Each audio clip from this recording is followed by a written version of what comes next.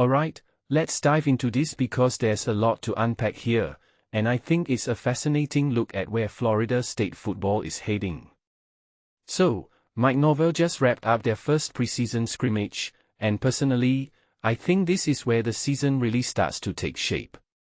You know, it's one thing to hear about practices and drills, but when you see these guys in full pads, live action, that's when the real story begins.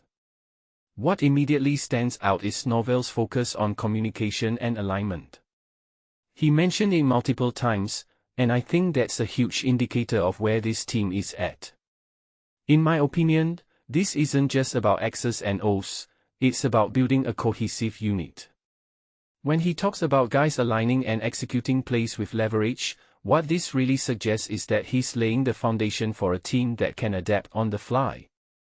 And let's be honest, in college football, adaptability is everything. One thing that really caught my attention was the emphasis on the quarterback room. Ashton Daniels, in particular, seems to be stepping into a leadership role. Norvell praised his confidence and decision-making, which is massive for a team looking to make a statement this season. But what many people don't realize is that it's not just about the starter. Guys like Kevin and Dean Denobile are also getting reps, and that depth could be a game-changer down the line. If you take a step back and think about it, having multiple quarterbacks who can operate the offense effectively gives Norvell a lot of flexibility. Defensively, I'm hearing a lot of buzz about the speed and physicality. Ashlyn Barker, Chris Jones, and the entire linebacker room are names that keep coming up. What makes this really interesting is how Norvell is positioning these players. Barker, for instance, is thriving in the rover role, which is a big shift from last year.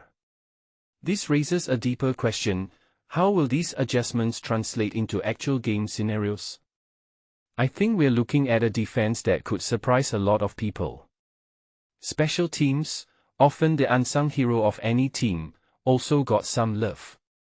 Norvell seems particularly excited about the return game, with guys like Jason Lopez and Duche Robinson stepping up. A detail I find fascinating is how they're experimenting with unique schemes. This isn't just about kicking and catching, it's about creating opportunities for big plays. If they can execute these schemes consistently, it could be a real X factor. But here's the thing, it's still early. Norvell himself admitted there's a lot to work on. They're heading to Jacksonville for a change of scenery, which I think is a smart move. Road trips like this can either make or break a team's chemistry. Personally, I'm curious to see how they handle the pressure of being away from home. It's one thing to perform in a controlled environment, it's another to do it when everything feels unfamiliar. What this really suggests is that Florida State is in a phase of growth. They've got the talent, they've got the schemes, but now it's about execution and consistency. In my opinion, this scrimmage was less about the results and more about the process. Norvell is clearly focused on building a team that can handle adversity, both on and off the field. And if they can pull that off, I think we're in for an exciting season. So, what's the takeaway here? For me, it's that Florida State is a team on the rise. They're not just going through the motions, they're actively shaping their identity. Whether they'll live up to the hype remains to be seen, but one thing's for sure, they're laying the groundwork for something special. What do you guys think?